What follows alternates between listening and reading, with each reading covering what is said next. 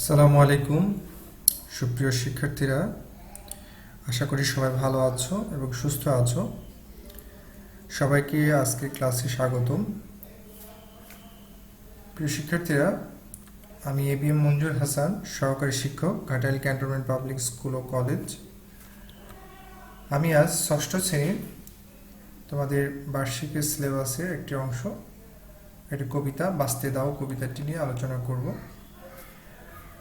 প্রিয় শিক্ষার্থীরা, দেখো স্ক্রিনে আমরা কতগুলো ছবি দেখতে পাচ্ছি। দেখো গুলিবিদ্ধ একটি পাখি,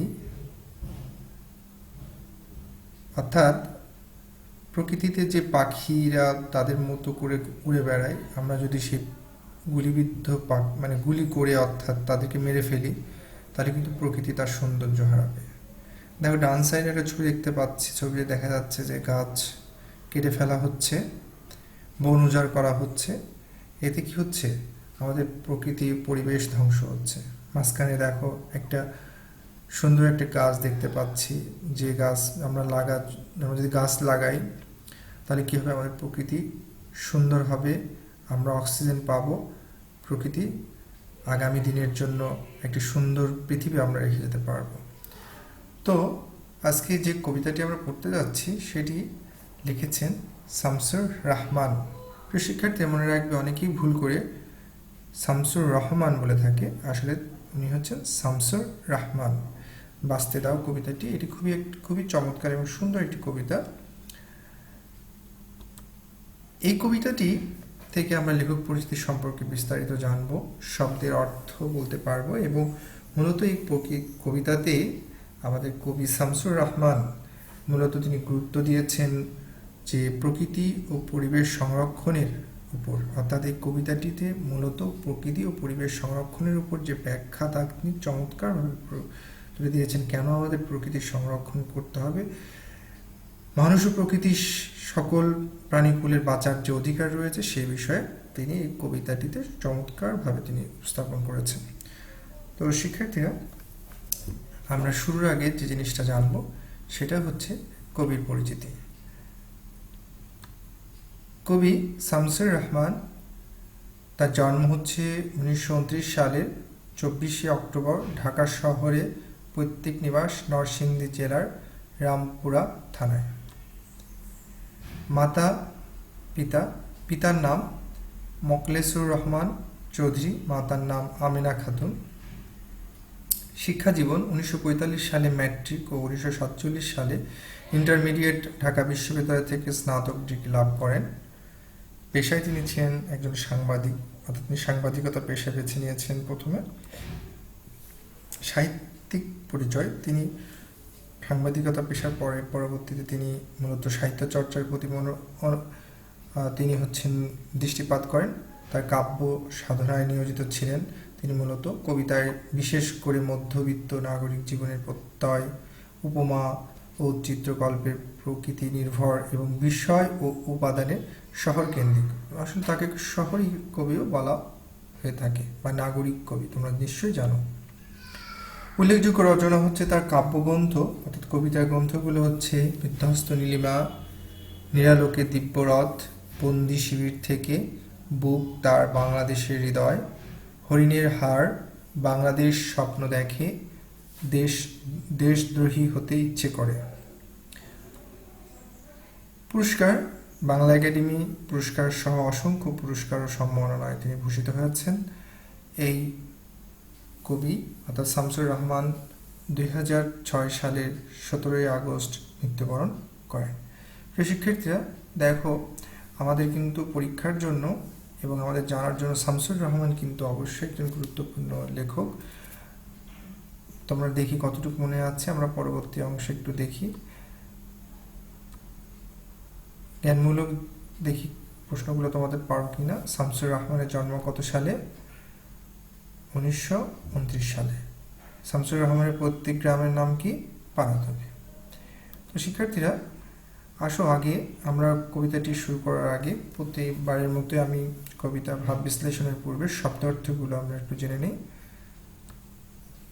গহীন শব্দের অর্থ হচ্ছে গভীর। আসলে ছবিটিতে গহীন বা গভীর অর্থ বলতে বুঝিয়েছে গভীর।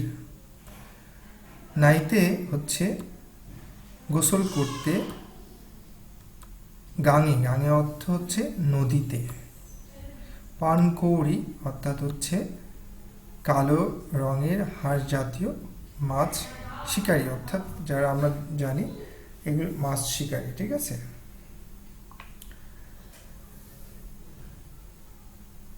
শিকারী পাখি বলা হয় আসলে। প্রিয় শিক্ষার্থীরা, আমরা সরাসরি চলে যাব কবিতাটি বিশ্লেষণে।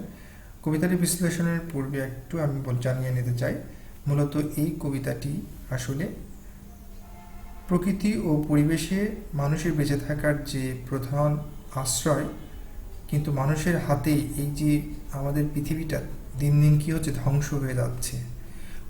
এই পুরো কবিতাতেই কবি শামসুর রহমান তার প্রকৃতি এবং মানুষের যে সম্পর্ক, এবং আমরা যদি প্রকৃতিকে যদি সংরক্ষণ না করি তাহলে আমাদের যেমন জীবনযাত্রা ব্যাহত হবে, এই জন্যই প্রকৃতিকে তার মতো করেই বেঁচে থাকতে দিতে হবে, সেটি তিনি তার কবিতাতে উপস্থাপন করেছেন। চলো এবার আমরা কবিতাটির ভাব বিশ্লেষণ করার চেষ্টা করি। এই তো দেখো ফুল বাগানে গোলাপ ফোটে ফুটতে দাও। অর্থাৎ আমরা জানি যে ফুলের বাগানে যখন ফুল ধরে থাকে সেটাই সবচেয়ে সুন্দর লাগে, কিন্তু আমরা যদি সেই ফুলটাকে তুলে ফেলি তাহলে কিন্তু সেই ফুল এটা কি হবে, তার সৌন্দর্য নষ্ট হয়ে যাবে। অর্থাৎ বাগানে কিন্তু ফুল কিন্তু গাছেই মানায়, কিন্তু সেই ফুল যখন আমরা তুলে ফেলি সেটা কিন্তু আসলে কিছুক্ষণ পরেই মারা যায়। এভাবে আমাদের ফুলের যে সৌন্দর্য সেটা নষ্ট হয়ে যায়। তাই যে এখানে শুধু গোলাপ ফুলকে শুধু গোলাপ ফুল না, এখানে সকল ফুলের প্রতিনিধি করছে গোলাপ। অর্থাৎ যত প্রকার প্রকৃতিতে ফুল রয়েছে তাদের মতো করে ফুটতে দাও, অর্থাৎ তারা যে প্রকৃতির যে সৌন্দর্য বৃদ্ধি করছে তাকে তার কাজটি করতে দাও বলতে বুঝিয়েছে। রঙিন কাটা ঘুড়ির পিছে বালক ছোটে ছুটতে দাও।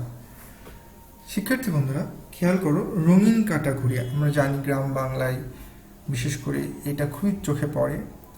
এখন ইদানিং তো দেখা যায় যে বড় বড় ঘুড়ি তৈরি হচ্ছে, সেগুলো মানে আমরা দেখতে পাই বিভিন্ন মিডিয়াতে।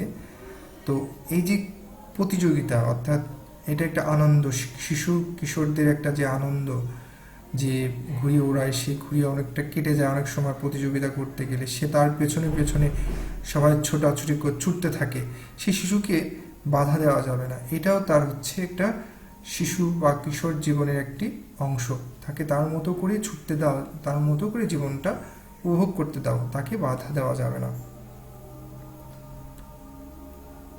নীল আকাশে সোনালি চিল মেলছে পাখা, মেলতে দাও। অর্থাৎ নীল আকাশ, অর্থাৎ পাখি আকাশে, নীল আকাশের যদি পাখি ওড়ে তার যে সৌন্দর্য প্রকৃতিকে আরও বেশি সৌন্দর্য সৃষ্টি করে, সেই আকাশে যদি পাখি না থাকে তাহলে শিশুরা যে প্রকৃতির যে যে সুন্দর আল্লাহর সৃষ্টি, সেই সৃষ্টি থেকে তারা কী হবে, যদি এভাবে পাখি যদি আমরা মেরে ফেল থাকি, বা প্রকৃতি যদি গাছ কাটতে কাটতে যদি প্রকৃতি যদি শুকিয়ে যায়, তাহলে একটা কি হবে, প্রকৃতি একটা শূন্যতা বিরাজ করবে। তাই নীল আকাশে সোনালি চিল যারা উঠছে তাকে তার মতো উঠতে দাও, তাকে মেলতে দাও, তাহলে প্রকৃতি সঠিক সৌন্দর্যটা ঠিক থাকবে। জোনাক পোকা আলোর খেলা খেলছে রোজি, খেলতে দাও। অর্থাৎ সন্ধ্যার সময় আমরা দেখি যে জোনাক পোকাগুলো কি করছে, সে টিপ টিপ করে জলে যে একটা গ্রাম বাংলার যে চিত্র আমরা জানি, সে যে আলো ছড়ায়, সে খেলা করে, সে রোজই সেটা করে, তাকে খেলতে দাও। অর্থাৎ তার মতো করে তাকে খেলার সুযোগ করে দিতে হবে, কারণ তারাও প্রকৃতির একটি অংশ, তারাও প্রকৃতিকে কি করে, তারাও প্রকৃতিতে বেঁচে থাকতে চায়, তারাও সুন্দর প্রকৃতিকে আরও বেশি সৌন্দর্য বৃদ্ধি করছে। মধ্যদিনের নরম ছায়ায় ডাকছে ঘুঘু, ডাকতে দাও।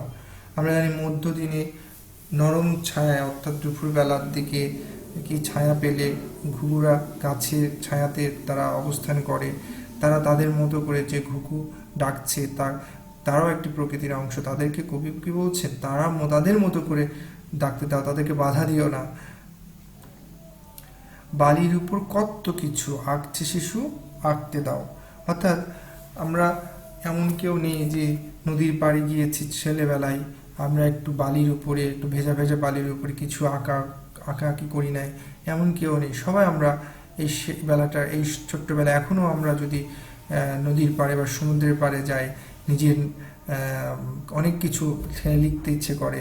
ঠিক শিশুরা বিভিন্নভাবে বিভিন্ন ছবি আঁকতে পছন্দ করে, তাদের মতো তাদেরকে আঁকতে দাও। কারণ যে শিশুরা আসলে কি, আমরা সব সময় বাচ্চাদের কি করি, তাদেরকে কোনো না কিছু চাপিয়ে দেই।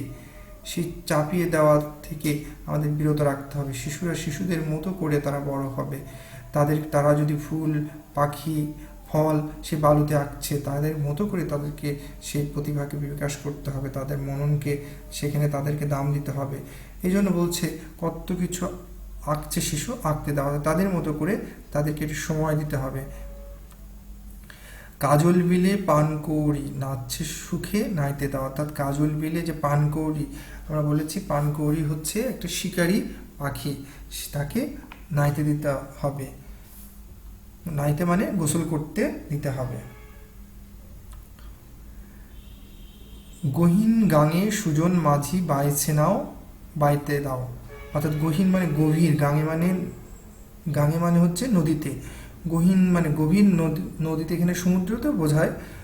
সেখানে কি সুজন মানে হচ্ছে ভালো, মাঝি বাইছে মানে বয়ে চলছে, নাও মানে কি নৌকা, সে যে বেয়ে চলেছে ভালো মাঝি, সে গভীর গাঙে সে বাইছে, তাকে তার মতো করে মনের সুখে তাকে নৌকা বাইতে দাও, তাকে বাধা দিও না, কারণ সে হচ্ছে গ্রাম বাংলার প্রকৃতিরও একটা অংশ।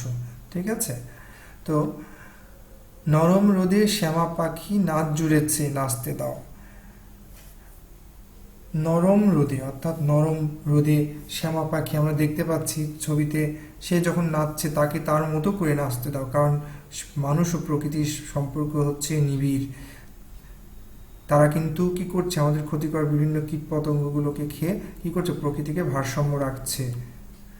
শিশু, পাখি, ফুলের কুড়ি সবাইকে আজ বাঁচতে দাও। এই লাইনটি খুবই গুরুত্বপূর্ণ। অর্থাৎ শেষ দেখো লাইনটাতে কবি বোঝাচ্ছেন শিশুদেরকে শিশুদের মতো বাঁচতে দিতে হবে, পাখিদেরকে পাখিদের মতো করে প্রকৃতিতে চলাফেরা করতে দিতে হবে, ফুলের কুড়ি, ফুল ছেঁড়া যাবে না, সেই ফুলকে ফুলের মতো করে গাছে থাকতে দিতে হবে। তাই সবাইকে আজ তাদের মতো যদি বাঁচতে দিই আমরা, তাহলেই এই প্রকৃতি সুন্দরভাবে একটা বাসযোগ্য পৃথিবী আমরা পাবো। না হলে আমরা যদি নির্বিচারে পাখি, আমরা যদি ফুল তুলতে থাকি, গাছ কেটে ফেলতে থাকি, দেখা যাচ্ছে যে আমাদের জন্য আর সেই বাসযোগ্য পৃথিবীটা আর বাসযোগ্য থাকবে না, চারিদিকে তপ্ত মরুণ পরিণত হবে। এটি একটি কি হবে, আমাদের জন্য বসবাসের জন্য খুব কঠিন একটি অবস্থা সৃষ্টি হবে। তাই কবি এই যে পরিবেশ, প্রাণী জগতের সুস্থ স্বাভাবিক যে বিকাশের কথা তিনি পুরো কবিতাটিতে জুড়ে বলেছেন।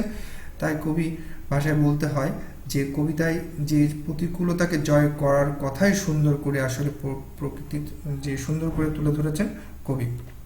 প্রিয় শিক্ষার্থীরা, দেখো এখানে কিছু বহু নির্বাচনের প্রশ্ন রয়েছে যে পরিবেশের অংশ হিসাবে পরিগণিত হয় কি, সেটি হচ্ছে দেখো 1, অর্থাৎ তোমার হচ্ছে প্রকৃতি।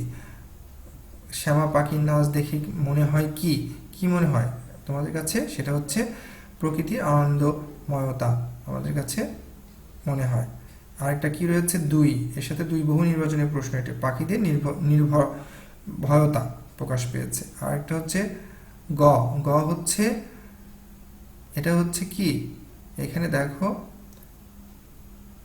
এখানে 1, 2, আরেকটা হচ্ছে এখানে 3 যে আছে, দেখো এখানে 1 এবং 2 প্রশ্ন নম্বর উত্তরটা হচ্ছে 1-এর হচ্ছে খ এবং 2-এর হচ্ছে ঘ। প্রিয় শিক্ষার্থীরা, তোমাদেরকে একটু প্রশ্নগুলো দেখি। ঘুঘু কোন সময়ে ডাকছে? শামসুর রহমানের পেশা কি ছিলেন? মানুষ ও প্রকৃতি কার অংশ?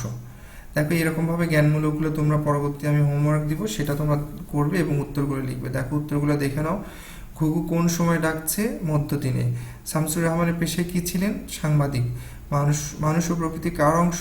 পরিবেশের অংশ। গান শব্দটি কোন অর্থে ব্যবহৃত হয়েছে? নদী অর্থে প্রকাশ পেয়েছে।